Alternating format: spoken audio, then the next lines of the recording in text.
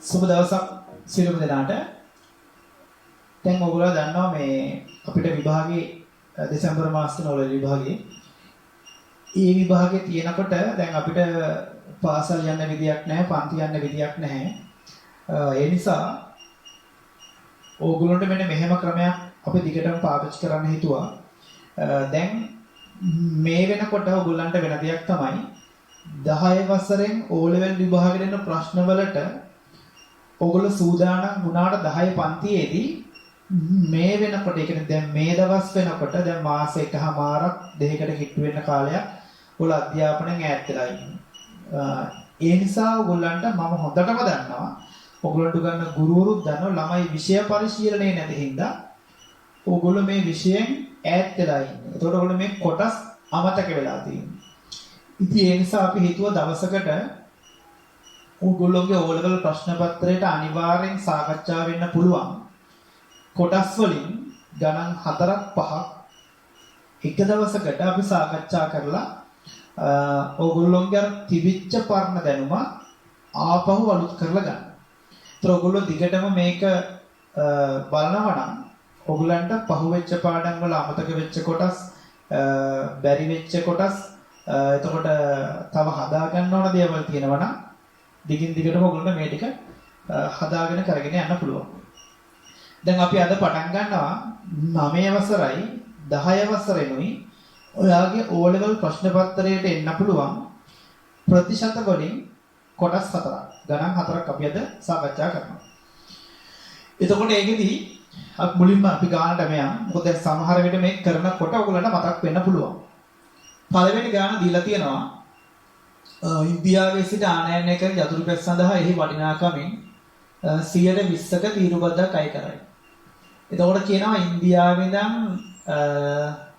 ආනයනය කරන යතුරු පැදියකට එහි වටිනාකමින් 120ක් තීරුබදු අය කරයි. එතකොට 9 වසර 10 වසරේදී තීරුබදු පාඩම ඉගෙනගෙන තියෙනවා. તો තීරුබද්දක් අය කරනවා කියන්නේ මෙහෙම. ලංකාවට භාණ්ඩයක් ගේනකොට හරි ලංකාවෙන් පිටරටකට යවනකොට හරි බදු මුදලක් අය වෙනවා. ඒ බදු මුදල මේකේ හැටියට අය කරන්නේ 120යි තීරුබද්ද අය කරන්නේ. පැහැදිලි? 120ක් අය කරනවා. එතකොට රුපියල් 80000ක් වටිනා යතුරු පැදියක් ආනයනය කිරීමේදී ගෙවිය යුතු තීරුබදු මුදල අහනවා. එතකොට ආ පිටරටින් ගේන භාණ්ඩය ලංකාවේ සල්ලි වලින් රුපියල් 80000යි. ඒක ලංකාවට ගෙනාවට පස්සේ එකට බදු මුදලක් අය වෙනවා. ඒ අය කරන බදු මුදල කීයද 120ක්. එහෙනම් පළවෙනි කොටස හදන්නේ රුපියල් 80000ක් වෙනවා මම ගේන භාණ්ඩය පිටරටින් මේකට 120ක බද්දක් ඔයාලට ගෙවන්න වෙනවා. මේකට 120ක බද්දක් ගෙවන්න වෙනවා. ඒතර 80000 වැඩි කරාම 120න් වට බදු මුදල එනවා. මේ බිඳුවර බිඳුව සුළු වෙනවා. බිඳුවර බිඳුව කැපුණා. දෙවරක් 8 16යි. තව අගට බිඳුව 3ක් එනවා. ඔයාලට ගෙවන්න වෙන බදු මුදල රුපියල් 16000ක් වෙනවා. ඔන්න පළවෙනි කොටස. එහෙනම් මුල් එකට උත්තරේ රුපියල් 16000ක් වෙනවා. ඔන්න පළවෙනි කොටස 16000යි. ඊට පස්සේ අහනවා තීරුබද්ද ගෙවීමෙන් පසු එහි වටිනාකම කොපමණද? දැන් ඔයා දන්න භාණ්ඩයක් රටින් හිතන්න දැන් ඔයා යාළුවෙකුට මොන හරි අරන් එනවා කියන්නේ. ගේනකොට එහි සල්ලි වියදම් කළා මෙහෙට ගෙනහම ඔයා බලනවා ඔයාට ලංකාවේ සල්ලි වලින් 80000ක් ගිහිලා තියෙනවා. ඊට අමතරව ලංකාවට ගෙනාවට පස්සේ මෙහෙදී ඔයාලට ටැක්ස් ගෙවන්න වෙනවා 16000ක්. එතකොට දැන් ඔයා ඔක්කොම මේ භාණ්ඩය වෙනුවෙන් කීයක් වියදම් කරලා තියෙනවද? 80000ක් වියදම් කරා මුලින්ම ගන්නකොට. ඊට පස්සේ මේකට 16000ක බද්දක් ගෙවුවා. ඒතර ඔයා ඔක්කොම මේකට කීයක් ගෙවලද? රුපියල් 96000ක මුදලක් ගෙවලා තියෙනවා. රුපියල් 96000ක මුදලක් ගෙවලා තියෙනවා. එහෙනම් තීරුබද්ද ගෙවීමෙන් පසු එහි වටිනාකම හෙව්වොත් බදු ගෙවුවට පස්සේ සම්පූර්ණ වටිනාකම මේක රුපියල් 80000 නෙමෙයි 96000ක් බවට පත් වෙනවා. පැහැදිලි? ඊට පස්සේ අහනවා තව ප්‍රශ්නයක්. තීරුබද්ද ගෙවීමෙන් පසු වටිනාකම සඳහා එකතු කළාගේ මතබද්ද. ඔයගොල්ලෝ දන්නවා වැට් කියලා එකක් ඉගෙන ගන්නකොට 10 පන්තියේදී තීරුබදු ගෙවීමෙන් පස්සේ වටිනාකම සඳහා එකතු කළාගේ මතබද්ද වැට් අය කෙරේ. මෙම බද්ද ගෙවීමෙන් පසු යතුරු පැදියේ වටිනාකම 110400 නම් අය කරන ලද එකතු කළාගේ මත බදු ප්‍රතිශතය ගණනය කරන්න කියලා කියනවා. ඒක කරන්න පුළුවන් වට මෙහෙම ලේසියෙන්. දැන් ඔයා හිතන්න ඔයා දැනට වියදම් කරන්නේ බයිසිකලේ ගේනකොට ගේන්න 80000යි බද්ද 16000යි තීරු බද්ද 96000 වියදම් කරා. වියදම් කරාට පස්සේ ඔකට තව බද්දක් අයිති වෙනවා. මොකද වැට් බද්ද. ඒතර වැට් බද්ද අය කරාට පස්සේ යතුරු පැදිය වටිනාකම. ඒ කියන්නේ බයිසිකලේ මිල වෙනවා 110400. බදුත් අය කරාට පස්සේ 110600ක් වෙනවා. 400ක් වෙනවා. ඒතරාට මුලදී ගිහිලා තිබුණ වියදම කීයද? රුපියල් 96000යි. එතකොට 110400ක් වෙලා තියෙන වැට් බද්ද අය කරාට පස්සේ ඔයාට බදු අය කරන්න වැට් බදු අය කරන්න කලින් මේකට ගිහිල්ලා තිබුණ වියදම 96000යි. එහෙනම් 96000ට වඩා දැන් ගාණේ වැඩි වෙලා. ඒකේ වැඩි වෙච්ච මුදල මොකද්ද? බද්ද. එහෙනම් ගිහි බදු මුදල හොයන්නේ මේකෙන් මේක අඩු කරනවා. ඒතරාට මෙතනට ගිහිල්ලා තියෙන බදු 0.4 බිඳුවෙන් 6 බෑ එකක් ගත්තාම 10යි 10න් 6 4යි මෙතන බිඳුවයි බිඳුවෙන් 9 බෑ එක ගත්තොත් 10න් 9 එකයි. එහෙනම් ඔයාගෙන් බදු කොච්චරයි කරලා තියෙනවද? 14400. එතකොට මෙතන 14400ක් ඔයා බදු ගෙවනවා වැට් බදු. හරිනේ? දැන් 80000යි ගෙනාවේ 16000ක් බදු තීරු බදු අය වුණා. එතකොට ඔයාට 96000ක් ගිහිල්ලා ඊට පස්සේ ඒ 96000ට ඔයාට ආයෙත් බදු හදනවා. ඒ ආයෙ හදන බදු මුදල අපි දන්නේ නැහැ. අපිට කියන බදු හැදුවට පස්සේ ගාන බයිසිකලේ 110400ක් වෙලා. බදු හැදුවට පස්සේ. එහෙනම් අපි හොයන එතන බදු කොච්චර මුදලක් ආවද බලන්න. බදුත් එක්ක දීපු වටිනාකමෙන් අපිට කලින් තිබුණු වටිනාකම අඩු කරනවා. එහෙනම් රුපියල් 14400ක් වැට් එක ඇවිල්ලා තියෙනවා. 14400ක්. අපෙන් අහන්න මොකද්ද? වැට් බදු ප්‍රතිශතය ගණනය කරන්න. අපි බදු ප්‍රතිශතය ගණනය කරන්නේ කොහොමද? බදු ප්‍රතිශතය හරි ඔය ඔයගොල්ලෝ දන්න ප්‍රතිශත ඕනම එකක් ගණනය කරන්න මෙහෙම. භාණ්ඩයක මිල තියෙනවනේ. භාණ්ඩයක මුලින් තිබිච්ච මිල ඒකට කොච්චර බද්දක්ද? තීරු බද්ද, වැට් බද්ද, වරිපණම් බද්ද, බදු මුදල උඩින් ලියනවා. ඒ බදු මුදල අය වෙන්නේ කොච්චර ගානකටද? ඒක යටින් ලියනවා. වැඩි කරනවා කීයෙන්ද? 100ෙන්. 100ෙන් වැඩි කරාම උත්තර ගන්න පුළුවන්. දැන් අපි මේ ටික වියදම් කරාට පස්සේ අපේ බයිස්කලේ මෙතන වෙන 96000යි. ඒකට තමයි බදු අය කරේ. එහෙනම් බදු අය කරන්න පාවිච්චි කරපු මුදල රුපියල් 96000යි. ඕකට අය කරපු බදු මුදල දැන් අපි මෙතන හොයාගත්ත කීයද? 14400. ප්‍රතිශතය හොයනවා නම් නිතරම අපි වැඩි කරනවා මේක කීයෙන්ද? 100ෙන්. හරිනේ 96000ට මෙච්චර මුදලක් තමයි වැට් බද්ද අය වෙලා තිබුණේ. ඒක වැඩි කරා 100ෙන්. සුළු කරාම යාට පුළුවන් 100.2කට 96.1ක් උඩයට කැපිලා යනවා. මෙතන 0.2කට මෙතන 0.2 කැපිලා යනවා. 1440 96න් බෙදන්න ඕන. ඒක ප්‍රවේශමට බෙදා ගන්න. එකපාර බෙදන්න බැරි කෙනෙක් ඉන්නවා නම් වෙනම ලියලා පොඩ බෙදන්න. මේක බෙදුවට පස්සේ වාට එනවා අපි බලමු 1440ට 96ව දැම්මොත් 144ට 96 එකයි. එතකොට එක්වරක් 96යි. ඉතුරු වෙනවා 14න් 6ක් 8යි. මෙතන 3යි 13න් 9ක් 4යි. බිඳුව ගත්තොත් 480යි. 480ට 96 ඒවා 5යි 5වරක් 6 තිහින් බිඳුව ඉතුරු 3යි. 5 9 45යි 3යි 48යි හරියටම ප්‍රතිශතය අය කරලා තියෙනවා වැට් බද්ද කියද්ද 115ක් විදියට. 115ක වැට් බද්දක් තමයි අපිට ඒ ගාණ අය කරලා තියෙන්නේ. හරිනේ. එතකොට ඒ කොටස හරි. අපි බලමු මේක ඊළඟ කොටස.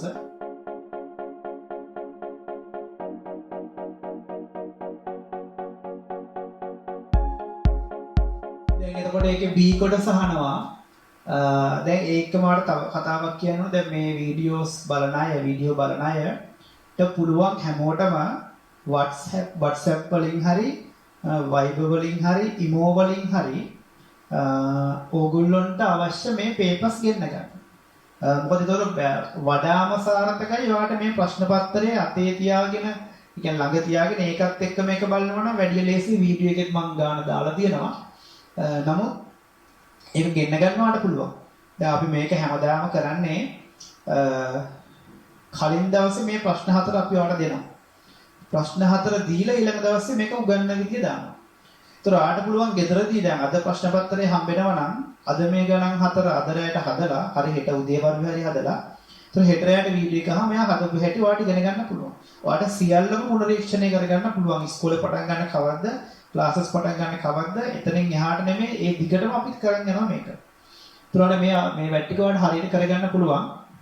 ඒතර ඔයාට තාමත් අපේ අලුත් නම් එක දන්නේ නැත්නම් WhatsApp Viber අංකේ දන්නේ නැත්නම් 0.755 688යි 689 තමයි අපේ WhatsApp නම්බර එක. ඒතර ඔයාලට මේකත් එක්ක සම්බන්ධ වුණොත් ඔයාලට අවශ්‍ය පේපර්ස් එහෙම ගෙන්න ගන්න පුළුවන්. ඒ විතරකුත් නෙමෙයි. ඔයගලන්ට තියෙන වෙනත් ගැටලු අහගන්න තියෙනවා නම් ඒවත් අපිට මේ නම්බර එකට ෆොටෝ එකක් ගහලා දැම්මත් අපි ඔයාලට විස්තරත් එක්ක ඒ ටිකත් හදලා කරලා එවනවා. අපිට පුළුවන් විදිහේ උදව් ටික අපි ඔක්කොම ටික මේ දිගටම කරන් යනවා. එතකොට ඔයගොල්ලෝ අපේ channel එක තාම subscribe කරලා නැත්නම් ඒක subscribe කරලා bell icon එක දාලා තියලා තියන. එතකොට ඔයාලට අපේ videos දානකොට හැමදාම එනවා. එහෙම කරන් යන දිගට එතකොට ඔයාලට මේ වැඩේ හරියට කරගන්න පුළුවන්. ඊළඟ දෙවනි එක B කොටස එකතු කළ අගය මත බද්ධ ගෙවීමෙන් පසු නව මිල ගණන අනුව. දැන් නව මිල ගණන අනුව මේ බයිස්කලේ ගාණ කීයද?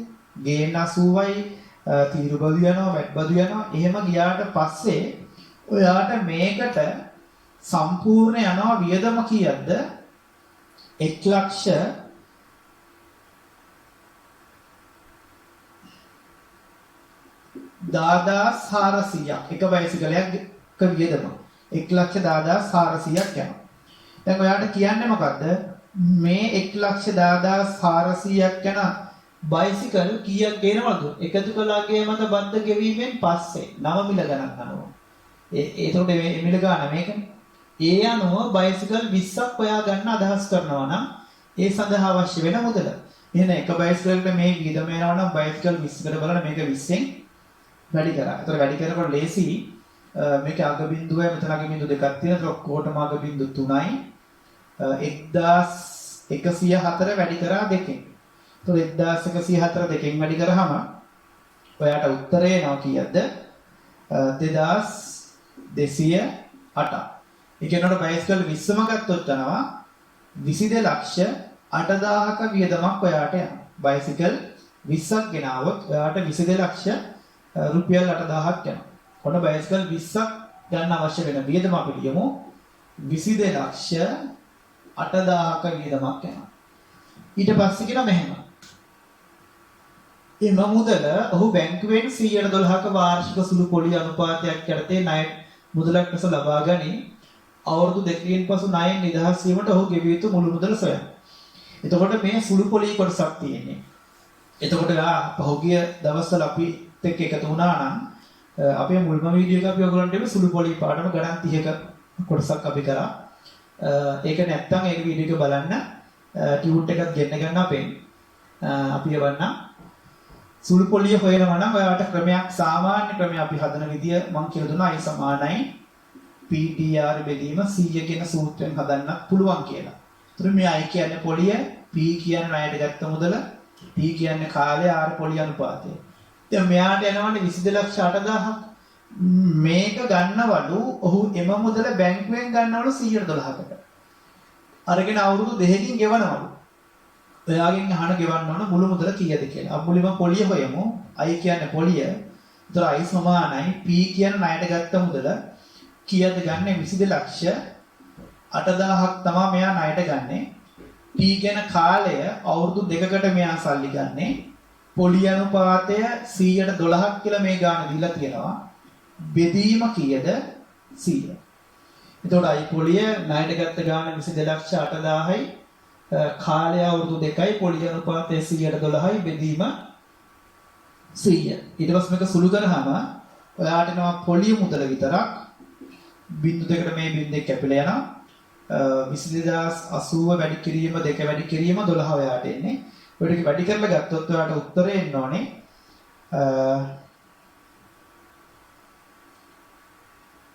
5,29,920ක්. 5,29,920ක් එන ඔයාට සම්පූර්ණ පොලිය මුදල. ඊට පස්සේ දැන් ඔයාගෙන් අහන්න පොලිය නෙමෙයිනේ. වසර දෙකකින් පසු ණය නිදහස් වීමට ගෙවිය යුතු මුළු මුදල අහන්නේ. දැන් ඔයා ණයට ගත්තේ කීයද? 22 ලක්ෂ 8000ක් තමයි ණයට ගත්තේ. ඒකට පොලිය කීයද? 5,29,920ක් ගෙවන්න ඕනේ. මේක වැඩි කරලා ගත්තට පස්සේ. දැන් එහෙනම් ඔයගෙන මුළු මුදල වෙන්නවා ගත්ත ණයයි පොලියයි දෙකම ගෙවන්න ඕනේ. ඒතර දෙකම ගෙවුවොත් එහෙම වල ගෙවන්න නම් මේ දෙක එකතු කරාම 17යි ඉතුරු එකයි 3යි 5යි 2යි 7යි 2යි කීයද 27 ලක්ෂ 37,920ක මුදලක් ඔයාලට ගෙවන්න වෙනවා. 27 ලක්ෂ 37,920ක මුදලක් ගෙවුවාම ඔයා මේ ණයෙන් නිදහස් වෙලා ඉවරයි. ඕන පළවෙනි ගාන ඔයාලා පොඩි රිවිෂන් එකක් කරේ මේ පාඩම් මතක ඇති. අමතක වෙලා දැන් ඔයාලට මේ ටික අප්ඩේට් වෙයි මේ. අපි යමු ඊළඟ දෙවෙනි ගාන.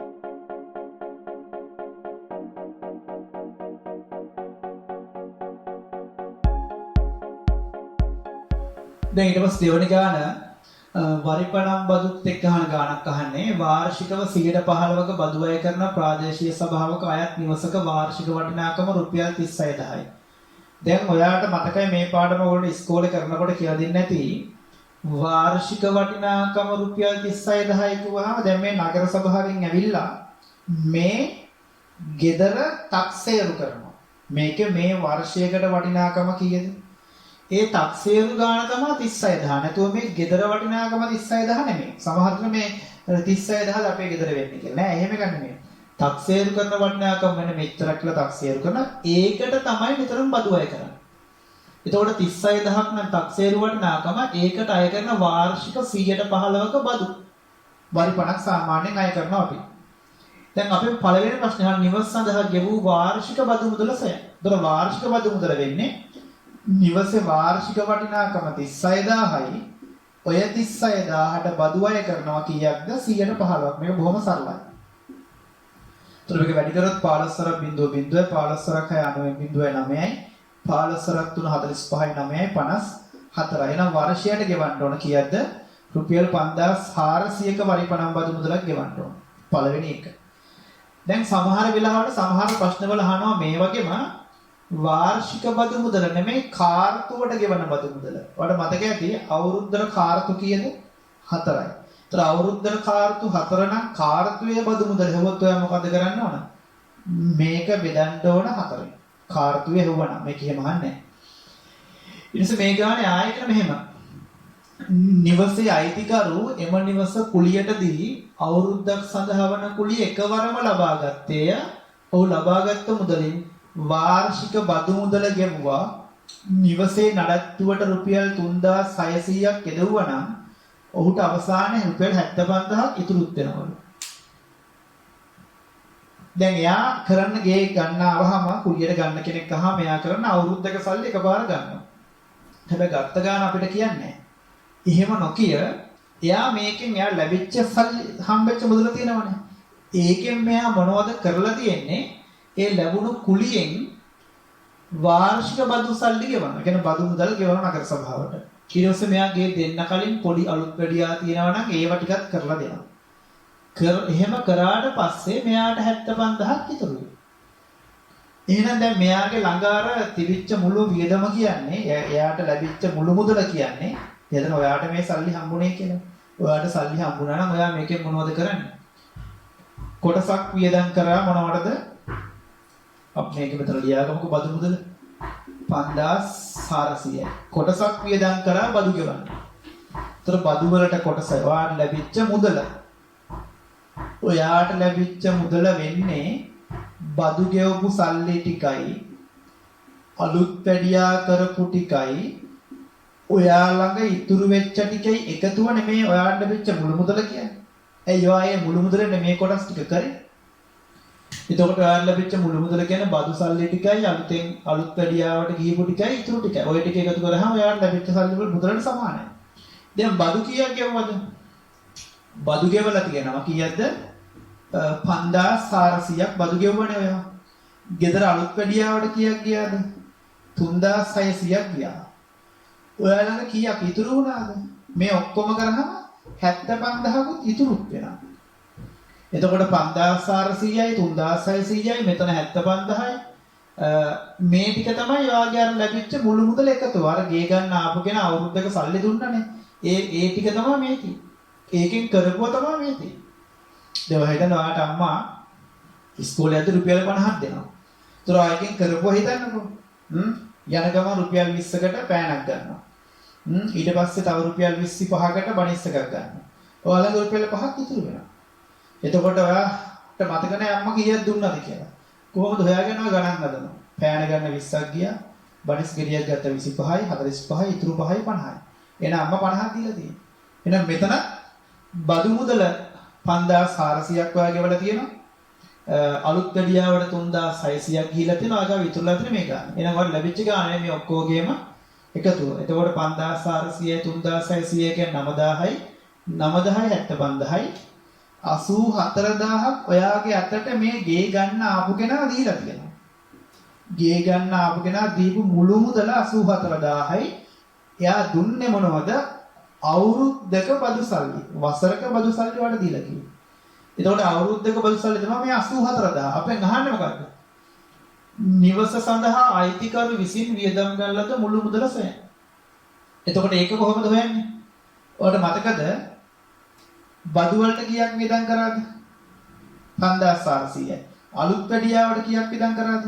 3600යි. එතකොට මේ දෙකේ වියදම කීයද? 5400යි 3600යි. එතනට මෙයා වියදම් කරලා තියනවා කීයක්ද? රුපියල් 9000ක්. වියදම් විතරයි ප්‍රශ්නේ අහන්නේ. නිවස සඳහා අයිතිකරු විසින් වියදම් කරන ලද මුදල. ඒතර වියදම් කරේ බදු වල 5400 අලුත් කඩියාට 3600. ඒ දෙක වියදම් කරා මේක වියදම් කරේ නැහැ. ඒක යක විතුරු ගන්න. ඊළඟට අහනවා නිවස සඳහා අය කරන ලද මාසික කුලිය.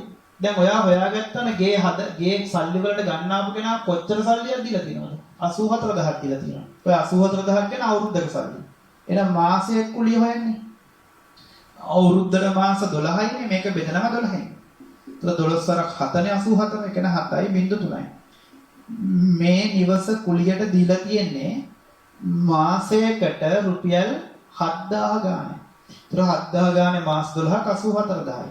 ඒ 84000න් කරපුවා තමයි මේ 5400ක් බදු ගෙවුවා 3600ක් අලුත් වැඩියා කරා තව 75000ක් එයා ගාව ඉතුරු වුණා.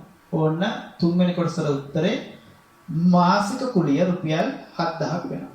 හරි. ඊට පස්සේ ඊළඟ කොටස බලමු.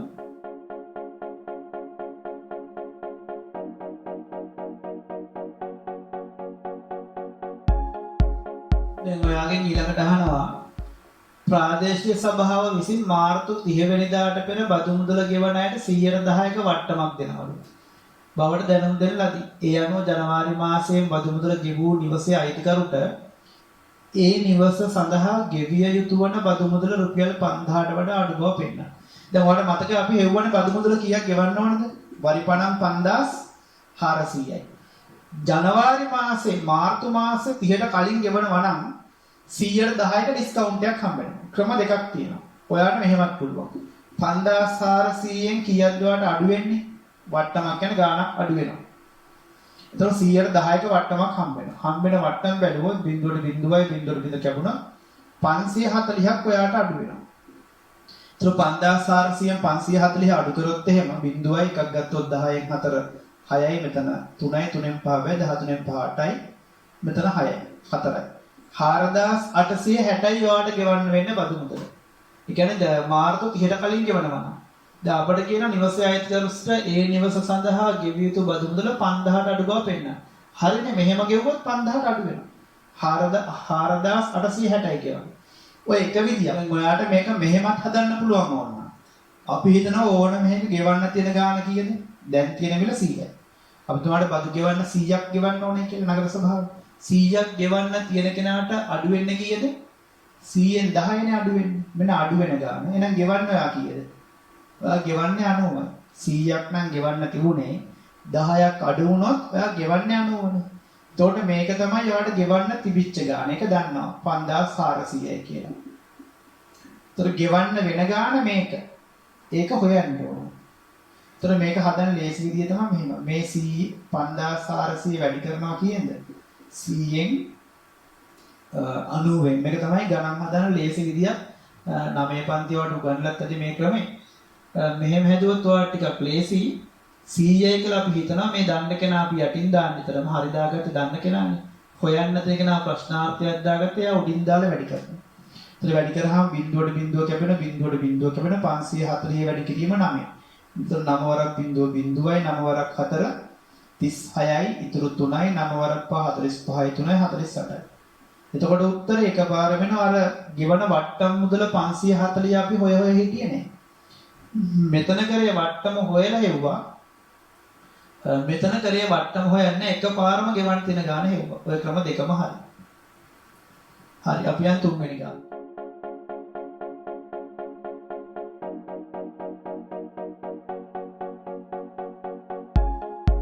ඊට පස්සේ තුන්වෙනි ගාන ටිකක් ඔයගොල්ලෝ හිතන්න තියෙන ප්‍රමාණය වැඩි මම කියලා දෙන්නම්. තොග වෙලෙන් දෙකු එක්තරා භාණ්ඩ තොගයක් 128ක ලාභයක් තබා ගැනීම සිල්ලර වෙලෙන් දෙකට විකුණයි. සිල්ලර වෙලෙන්දා 125ක ලාභ ලැබෙනසේ මිල ලකුණු කර විකිණීමේදී 105ක වට්ටමක් සහිතව 76000කට විකුණයි. නම් තොග වෙලෙන්දා එම භාණ්ඩ තොගේ ගත් මිල සොයා. අපි ඒක මුලින් බලමු ටිකක් ගානේ අර කොටස් නෑ නිකන් ලොකු විස්තරයක් තියෙන මෙහෙම. හිතන්න මම තොග වෙලෙන්ද කියලා. මම මේක කොහෙන් හරි අරගෙන මම දෙනවා ඕගොල්ලන්ට. අපි ඔයා සිල්ලර වෙලෙන්ද කියලා. ඔයාට දෙනවා 128ක ලාභයක් තියාගෙන තමයි මම ඔයාට දෙන්නේ. ඒතර ඒක විකුණුවාම මට 100කට 28ක් ලාභයි. ඊට පස්සේ ඔයා මොකද කරන්නේ? සිල්ලර වෙලෙන්දනේ. ඔයා ඕකේ මිල ගහනවා ඔයාට 125ක් ලාභය නැ විදියට. දැන් මගෙන් ආ ගත්ත ගාණක් තියෙනවනේ. ඒකට 125ක් ලාභෙන් මම මේකේ බිල ගහලා තියලා තියෙනවා කඩේ විකුණන්න. දැන් කඩේට ගන්න කෙනෙක් ආවම ඔයා මොකද කරන්නේ? දැන් ඔයා කඩේ ලකුණු කරපු ගාණ තියෙනවනේ අරක බිල ගහලා තියෙනවනේ. ඒ ගාණ දිහා බලලා ගන්න කෙනා හිතවතෙක් ආවම ඔයා පොඩ්ඩක් ගාණ අඩු කරනවා. කොච්චරද අඩු කරන්නේ? 105ක් අඩු කරනවා. අඩු කරලා විකුණන්න කීයද? 76000කට තමයි ඒ කෙනාට විකුණන්නේ. එහෙනම් මේ ගාණ අර මුල ඉඳන් හදන්න බෑ. ආපස්සට එන්න තියෙන ගාණ. ඔන්න බලන්ගෙන කරන්න හැටි. කරන්න මෙහෙම. අපි හිතමු මෙන්න මෙහෙම අර මං කිව්වේ අපි හිතන්න කියලා ගාණක් හැමතිස්සෙම රුපියල් 100 නම් දැන් හිතන්න ඔයාගේ කඩේ ඔයා සිල්ලර වෙලෙන්දානේ. ඔයා මේකේ මිල ගහලා තිබුණේ රුපියල් 100යි. එහෙම හිතන්නකෝ. 100ට මිල ගහලා තිබුණොත් ඔයා රුපියල් 5ක ඩිස්කවුන්ට් එකක් දුන්නොත් ඔයා විකුණන්න කියලා. 100යි ගහලා තියෙන්නේ. ඒතර මේ පෑන රුපියල් 100ට මිල ගහලා තියෙනවා. 5කට මිල අඩු කරනවා. 5ක් ගාන අඩු කරනවා. අඩු කරත් ඔයා විකුණන්න කීයද? රුපියල් 95ට. එතකොට මේ 100 තමයි ලකුණු කරපු මිල. ඒතර 95 තමයි විකුණු මිල. හරිනේ 100ට ලකුණු කරලා තිබුණා 95ට තමයි විකුණන්නේ. හරිනේ. දැන් අපිට කියන මේක විකුණුවේ කීයද? 76000කට විකුණයි. එහෙනම් විකුණුම් මිල දීලා මෙන්න 76000 විකුණුම් මිල. එතකොට මේ 76000කට විකුණන්නේ කීයකට ලකුණු කරපු එකක්ද? අන්න ඒක අපි දන්නේ නැහැ. ඒක තමයි හොයාගන්න හදන්නේ. කීයකට ලකුණු කරපු එකක්ද මේ හොයාගන්න හදන්නේ? එයා අපි ගන්නවා x කියලා. දැන් ඔයාට මේ පාඩම් හොඳට මතක තියාගන්න. ඔයා ඔය O level විභාගයට ලෑස්ති වෙනකොට ඔයාට අතිශය වැදගත් 9 අවසරයි 10 අවසරයි. දැන් ඔයාට මේ සුළු කරන්න යන ක්‍රමේ ඔයාට මතක නම් 9 අවසරේ දෙවනි වාරේ පළවෙනි පාඩම සමානුපාත පාඩම මේ ඔක්කොම ටික සුළු කරන්න හැටි උගන්න මේ සුළු කිරීම විදියක්. ඒ සුළු කිරීමේ ක්‍රමෙන් තමයි ඔයා මේ ගාන හදවන්නේ. ඒතර මේ සුළු කිරීමේ ක්‍රමය 9 අවසර උගන්වන්නට මතක නම් ඔයාලට මේක සුළු කරන්න පුළුවන්. එහෙම අමතකයි ඉන්නවනම් 9 අච්චුත පොඩ්ඩක් බලන්න. එහෙම නැත්නම් අපේ සමානුපාත පාඩමේ වීඩියෝස් 4ක් ඇති. ඒකීය ක්‍රමය කියලා එකක් ඇති, සමානුපාත ක්‍රමය කියලා ඇති. මෙන්න මේ දැන් කියලා දෙන්න හදන එක. ඊට පස්සේ වීජීය සමීකරණ ක්‍රමය ඇති. ඊට පස්සේ වෙනම නැත්නම් විදේශ මුදල් කියලා එකකුත් ඇති. ඒතර බැලුවනම් මේවා සුළු කරගන්න හැටි මේවා ලස්සනට විස්තර කරලා දෙනවා ඒකේ. දැන් අපි තුන් මෙහෙම නමක් ආයෙ කියනවා. කඩේ ලකුණු කරේ 100 නම් 5ක වට්ටමක් දුන්නොත් විකුණන්නේ කීයද? 95යි. ලකුණු කරපු මිල මෙතන විකුණු මිල 95. දැන් විකුණන්න කීයද? 76000ට. විකුණන්නේ ඒ 76000ට විකුණු මිල කෙරෙන් ලියන්නේ කීයකට ලකුණු කරපු එකක්ද? x අන්න කීයටද කඩේ බිල ගහලා තිබුණේ. ඒක තමයි දැන් මේ හොයන්න හදන්නේ. එහෙනම් එයා අපි ගන්න x කියලා. මේක කරන විදිය මතකද? ලකුණු කරපු මිල කියලා මේ ලියපුවා මෙහෙම බෙදනවානේ. 100 බෙදීම x සමානුපාත ක්‍රමයෙන් සුළු කරනවා. සමානයි 95 බෙදීම කීයද? 76000. දැන් ඔයාලට මේක සුළු කරගත්තොත් උත්තරේ ගන්න පුළුවන්. සුළු කරන විදිහ නම් මේක ගොඩක් තියෙනවා. දැන් සුළු කරන විදිහ මම විශාල වශයෙන් කියන්නේ නැහැ මෙතන. සමානුපාත පාඩම නම් එකින් එක ඔක්කොම ටික උගන්ලා තියෙන මෙතන ඕනනම් මේ පාඩම් පොඩ්ඩක් බලන්න. එතන මේක සුළු කරද හැකි. අපි හිතමු දැන් ඔයාලට මම මේක කියලා දෙන්නම්කෝ. එකපාර හිතෙන්නේ නැත්තම් බෙදෙන විදි මේ දෙකම පහෙන් බෙදන්න පුළුවන්. 95 පහෙන් බෙදුවොත් 19ක් එනවා. මෙයා පහෙන් බෙදන්න පුළුවන්. 7ට 1යි, ඉතුරු 2යි 26ට 5යි, ඉතුරු 1යි 10ට 2යි, බිඳුවයි. එතකොට 19න් බෙදුවොත් 152. ඔයාට එනවා මෙතන හරියටම 19ව 8ක්. හරිනේ 8 වරක් 9 72යි 7යි 8 වරක් 1 8යි 7යි 15 හරි. 800යි. එතකොට ඔයාගේ දැන් මේ 19න් බෙදුනා. බෙදුවාම මෙතන 800යි. දැන් සමාන ලකුණෙන් මේ පැත්තේ භාගය මෙහි භාගය තිබුණොත් අපි කරන හරහට වැඩි කරනවා. එතකොට දැන් මේ ඔක්කොම කැපුණොත් මෙහි තියෙන 1. x වැඩි කරනවා මෙහි තියෙන 1කින්. එතකොට x වැඩි කරාම එකෙන් 1යි x. මෙහි 800 මෙහෙට හරහට වැඩි කරනවා. හරස් ගුණිතය අපි කරන්නේ මෙහෙම. 800 වැඩි කරාම මේ 100ත් එක්ක. එතකොට 800 100න් වැඩි කරනවා කියන්නේ 800 100න් වැඩි වුණොත් 800 අගට බිංදු දෙකක් වැඩිවෙනවා. එහෙනම් ඔයාට එනවා x කීයද? 80000යි. එහෙනම් ඔයා මේක කඩේ ලකුණු කරලා තියලා තියෙන්නේ 80000යි කියලා. ඔයා බිල ගහලා තියෙන්නේ 80000යි. කඩේට ගන්න කෙනෙක් ආවා. ඔයා ආවට පස්සේ එයාට විකුණුවේ කීයටද? 100%ක් ඩිස්කවුන්ට් දීලා 76000ට තමයි විකුණුවේ. කොන්න දැන් ඔයා හොයාගත්තා කඩේ මේක තිබුණේ කීයටද? 80000ට තමයි තිබුණේ. හරි. ඔන්න එක කොටසක් හරි. ඊට පස්සේ අපි දැන් ඒක යම්කෝ දැන් මොනවා මම මෙහෙන් ලියන්නම්. වෙළඳ පොලේ ලකුණු කළ මිල. ලකුණු කරලා තියෙන්නේ 80000ට. හරි. දැන් ඊට පස්සේ මේක යනකොට ඔයා ගත්ත දැන් ඔයානේ කඩේ තිබුණේ රුපියල් 80000කට ලකුණු කරලා තිබුණේ. දැන් මේ 80000ට ඔයා ලකුණු කරේ මතකද? ඔයාට කීයක් ලාභ එන විදියටද? මතකද මේක කිව්වා?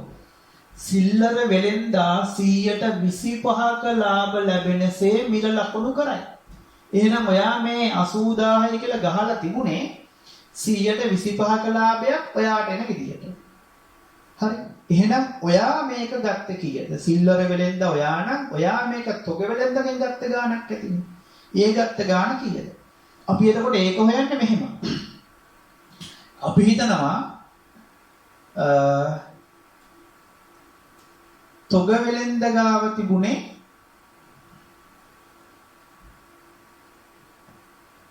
ඔයා ගාව තිබුණේ රුපියල් 100 නම්. හරිද? අපි දැන් හිතමු මෙහෙම ඔයාලගේ තිබුණේ රුපියල් 100 නම් ඔයා මේකේ 25ක් ලාභ තියාගත්තොත් ඔයා මේක විකුණන්න හදන්න කීයද?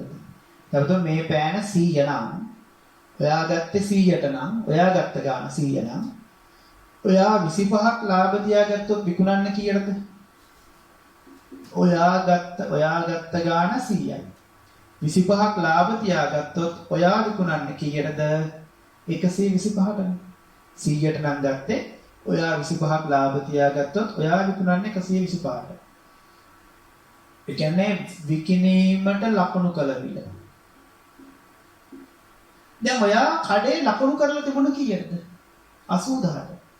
එහෙනම් අපි ලියනවා මෙහෙම 100 එකක් නම් 25ක් ලාභ තියාගත්තොත් විකුණන්න 125ට නම් ඔයා 80000කට ලකුණු කරපු එක ඔයා ගන්න ඇත්තේ කීයටද? ඔයා ගත්තේ කීයටද? ඔයා ගන්න මේක යෝජනා ඔයාට හම්බුනේ කීයටද? ඔයාට කීයටද හම්බුනාට පස්සේනවා 125ක් ලාභ තියන් මේ ගානට බිල ගැහුවේ කඩේ.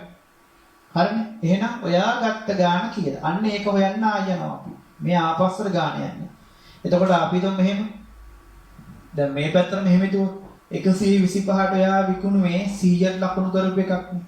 ඒ වගේ නම් 80000ට ඔයා විකුණුවේ කීයට ගත් එකක්ද? නේ 125ට ඔයා විකුණන්න ලෑස්ති කරේ කඩේ බිල ගෙවුවේ ඔයා 100ට ගත් එකක්. ඔයා 100ට ගත් එකක්. ඒතර ඔයා 80000ට විකුණන්න ලෑස්ති කරේ ඔයා කීයට ගත් එකක්ද? අර විදිහටම ගත්ත මිල වෙනම ලියනවා ලකුණු කරපු මිලවල මේකම එක විදිහම. දැන් මොකද කරන්නේ? බෙදනවා. මේක සුළු කරන ක්‍රමය තමයි මේ බෙදීමේ ක්‍රමය. 100 බෙදීම x සමානයි 125 බෙදීම 80000. දැන් මේක සුළු කරත් වඩා පුළුවන් 25ව දන්නවනේ 25ව 5යි. මෙතන 25න් බෙදුවොත් එහෙම 80ට 25ව 3යි 75යි ඉතුරු 5යි 50ට 25ව 2යි බිංදු 2යි. ඊට පස්සේ 5න් බෙදුවොත් 32ට 5 වරක් 6යි ඉතුරු 2යි 20ට 5ව 4යි බිංදුවයි 640යි. එතන 5 කැපෙලා ගියා 1යි. දැන් හරහට වැඩි කරොත් x වැඩි කරනවා 1ෙන් 1යි x 640 මේ පැත්තට වැඩි කරා 640 වැඩි කිරීම 100. එතන 640 100ෙන් වැඩි කරොත් අගට බිංදු 2යි. එහෙනම් ඔන්න දැන් අපි හොයාගත්ත 64000යි මොකද්ද? ඔයා ගත්ත ගාන. ඔයා 64000කට අරගෙන ඒකට 125ක් ලාභ වෙන විදියට ඔයා මේක විකුණන්න කඩේ බිල ගැහුවා කීයටද 80000යි කියලා. එහෙනම් ඔයා අරන් තියෙන 64000ට. ඔන්න සිල්ලර වෙලෙන්දාගත් මිල. සිල්ලර වෙලෙන්දා අරන් තියෙන්නේ රුපියල් 64000කට. හරි සිල්ලර වෙලෙන්දා. ඔයා අරන් තියෙන 64000ට.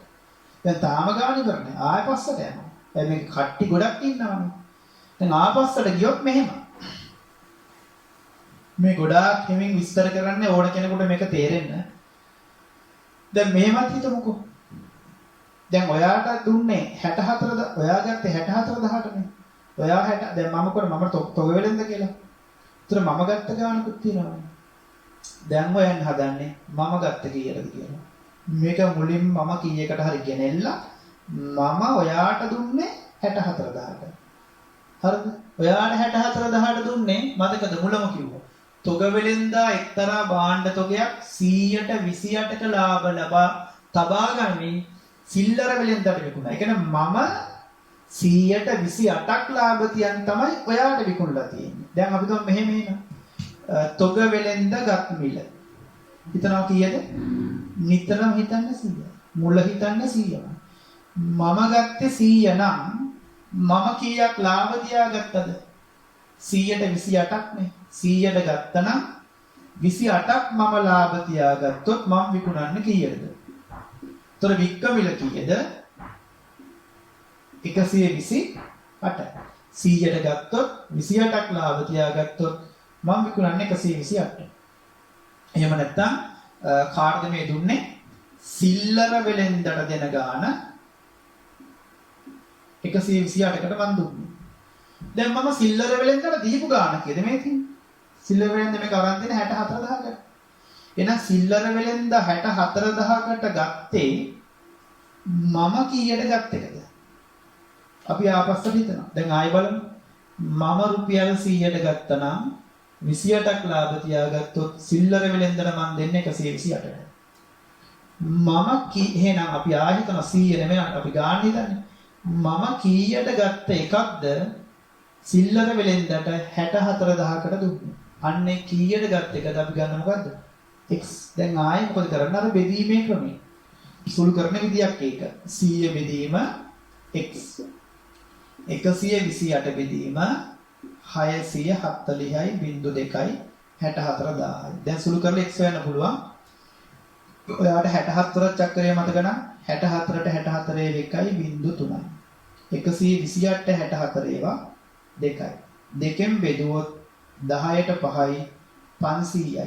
දෙකට දෙකේ 1යි. දැන් හරස් ගුණ කරොත් අර විදියට x වැඩි කිරීම 1. 1යි x 500 ඒව 100ක් 500 අගට බිංදු 2යි. එහෙනම් ඔන්න එනවා තොග වෙලෙන්ද අරගෙන තියෙන්නේ මේක රුපියල් 50000කට. ටිකක් වෙලා යනවා කියලා දෙන මොකද ඒ ගාන ටිකක් පැටලිලා තියෙන්නේ. එන පටලවල දීලා තියෙන්නේ ළමයෙකුට ටිකක් හිතන්න පොඩි අමාරු ගතියක් තියෙනවා. ඒකයි හිමින් කියලා දුන්නේ හැමෝටම මේක තේරෙන්නේ. දැන් අපි දැන් ඔයාට ඕන මෙහෙමත් පුළුවන් ඉතින් පොඩක් වෙලා තියෙනවා නම් හදලා බලද හැකිනේ. දැන් මුලමෙතන අපි යන් ආයේ බිස්නස් එක මම ගත්ත කීයද? 50000යි. තොග වෙලෙන්ද මන්නේ. මම 50000ට අරගෙන කීයක් ලාභ තියා ගන්නවද?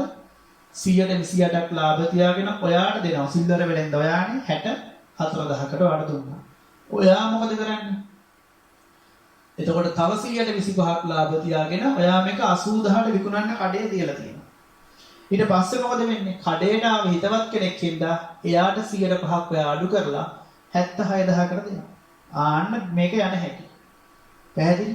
ඔන්න එතකොට ඔය කොටස් ටික ඔයගොල්ලෝ හදාගන්නකො මම ඊළඟ කොටස කියලා දෙන්න. ඊළඟ කොටස අපි ඔන්න මුලට ගියා ගානේ. ඔයගොල්ලන්ට ඕන නම් හදලත් බලන්න මෙහෙම. 50000ට 128ක් නේ. 50000 128න් වැඩි කරලා බලන්න. කීයද ලාභය කියලා. ඒක හැදුවොත් ඔයාට 14000ක් වගේ ප්‍රොඩක්ට් එක තුනම 64000ක් වෙයි. 64000ට බලන්නකො ඊට පස්සේ 125ක් නේ ලාභය තියාගත්තේ. වැඩි කරලා බලන්න 16000ක් එයි. ඒක තුනම 80000යි. ඒතර 80000න් වට්ටම 105ක් වැඩි කරොත් ඔයාට රුපියල් 4000ක් එයි. ඒතර 4000 අඩු වෙන හින්දා තමයි 76000ට ඔයා විකුණන්නේ. එහෙම හදලා බලන්න පුළුවන් වුණා. දැන් ඊළඟ කොටස භාණ්ඩ තොගය වෙලෙන්දා එම භාණ්ඩ තොගය ගත් මිල සොයන්නලු තොග වෙලෙන්දා කියන මම දැන් කතාව එහෙම නෑනේ මම මේ භාණ්ඩ තොගය ගන්නකොට ඒ කියන්නේ මම ගත්තේ කීයටද 50000ට මම ගත්තේ 50000ටනේ මම 50000ට ගන්නකොට තරව කරුට 2500ක මුදලක් දීලා තියෙනවා. එහෙම තියෙන දැන් අපිට ගොඩක් වෙලාවට මේ තරව කරුටම ඔයගොල්ලෝගේ පොතේ ගොඩක් වෙනේව තියෙන වෙන කෙනෙකුට විකුණුවාම ඒ කියන්නේ වෙන කෙනෙක් අපිට විකුණන්න උදව් කරාම එයාට අපි දෙනවා කියන එක විතරයි ගොඩක් තැන්වල තියෙන්නේ. නමුත් පැති දෙකක්ම තියෙනවා. දැන් දෙපැත්තෙම කොමිස් ගන්න ඉන්නවා. දැන් මේක මට 50000ට ආරම්භ දුන්නා. මේ හිතන්නකෝ. දුන්නේද මට සතුටට මේ දින තොග වෙලෙන්දා මෙම් භාණ්ඩ තොගය මිලදී ගැනීමේදී මම ගන්නකොට තරව කරුණු 2500ක් දෙනවා. ඒ කියන්නේ මෙයා මට මේක 50000ට අරන් දුන්නා. ඒ හින්දා සතුටට එහෙම තියෙනවා. සතුටට මම 2500ක් එයාට දෙනවා. ඒතර මම 50000කට 2500ක් තමයි එයාට මම දුන්නේ බ්‍රෝකර් ගාස්තුව. නේ? තරව ගාස්තුව. ඒ දීප් එක කොමිස් මුදලක්නේ. කොමිස් ප්‍රතිශතය අහනවා. එහෙනම් 50000කට 2500ක් කොමිස් දුන්නොත් ප්‍රතිශතය හොයන්න 100න් වැඩි කරනවා. 0.2ට 0.2 කැපෙනවා. මේ උඩ 0.2 කැපෙනවා. 25ට පස් කරා කොමිස් ප්‍රතිශතය 105ක් වෙලා තියෙනවා. කොමිස් ප්‍රතිශතය 105යි. ඊට පස්සේ තව එකක් අහනවා. තොග වෙලෙන්දා ලැබූ සුද්ධ ලාභය සොයන්න. දැන් මම තොග වෙලෙන්දා ලැබූ සුද්ධ ලාභය හොයන්න මෙහෙම. දැන් මේ මම බිස්නස් එකක් කරේ. දැන් මම මේ භාණ්ඩ වෙනුවෙන් කොච්චර වියදම් කරාද ඔයාලට හිතන හැටියට. මම මුලින්ම 50000ද කියලා ගොඩක් අය හිතනවා නෑ 50000 නෙමෙයි. ඒ බල්බ් එක ගන්න 50000ක් මට ගියානේ. ඒතර මම මේක 50000ක් දීලා ගත්ත කාගෙන් හරි. ඒකට උදව් කරේ වෙන කෙනෙක්. එයා මට උදව් කරපින්දා එයාටත් මම 2500ක් දුන්නා. එහෙනම් මම මේකට වියදම් කරලා කීයද? 52500ක් මම වියදම් කරලා තියෙනවා. එහෙම වියදම් කරලා මේක මම ඔයාට විකුණුවේ කීයද? සිල්ලර වෙලද? ඔයාට මේ ගාණ හිටියේද? ඔයාට විකුණුවේ 64000ට. එහෙනම් මට වෙච්ච ලාභය හොයනවා නම් 64000ට ඔයා මෙන්ට මේක විකුණුවේ මම 52500ක් වියදම් කරලා තිබුණා මේකට. එහෙනම් මම මේකේ ලාභය උනේ 10න් 5 5යි 3න් 2 1යි 6න් 5 1යි. 11500යි මට මේකේ ලාභය. මම වියදම් කරපු මුදලට 11500ක් තමයි මට මේකට ලාභය හම්බෙලා තියෙන්නේ. එහෙනම් ප්‍රතිශතය හොයන්න කොහොමද? ප්‍රතිශතය හොයනවා නම් අපි යටින් කියන්නේ මොකද්ද? මම වියදම් කරපු මුදල සම්පූර්ණ ගන්න. මම කීයක් වියදම් කරාද මේ බිස්නස් එක කරද්දි මගේ පැත්තේ 52500ක් මම වියදම් කරා. ඒක වියදම් කරලා මම ගත්ත ලාභය කීයද? 11500යි මම ගත්ත ලාභය. ප්‍රතිශතය හොයනවා නම් වැඩි කරනවා කීයෙන්ද? 100න්. මේක සමහර අය පටල ගන්නත් පුළුවන්. ඒතර ප්‍රතිශත වෙන 100න් වැඩි කරනවා. සුළු කරාම ඉතින් බින්දකට මේ බින්දෙක් කැපිලා යනවා. 11500 525න් බෙදන්න එකපාර බැරිය ඉන්නවනම් මෙයා 25න් බෙදන්න පුළුවන්. ඒත් මෙයා 25න් බෙද්ද හැකි. එහෙම බෙදලා ගන්න. එහෙම බෙදලා ගත්තොත් ඔයාට ආසන්නව 21.9ක වගේ උත්තරයක් එයි. 21.9ක වගේ ලාභ ප්‍රතිශතයක් තියෙන මේක තොග වෙලෙන්දට. එතකොට උන තුන්වෙනි ගාන ටිකක් වෙලා ගියා කියදෙන මොකද ඒ ගාන ටිකක් සංකීර්ණයි. ළමයෙකුගේ හිතන මට්ටමේ පැත්තෙන් ටිකක් සංකීර්ණ ගානක් තියෙන. ඒකයි ටිකක් වෙලා ගිය කියලා දෙන්නේ. හරි අපි යනවා හතරවෙනි ගාන බලමු.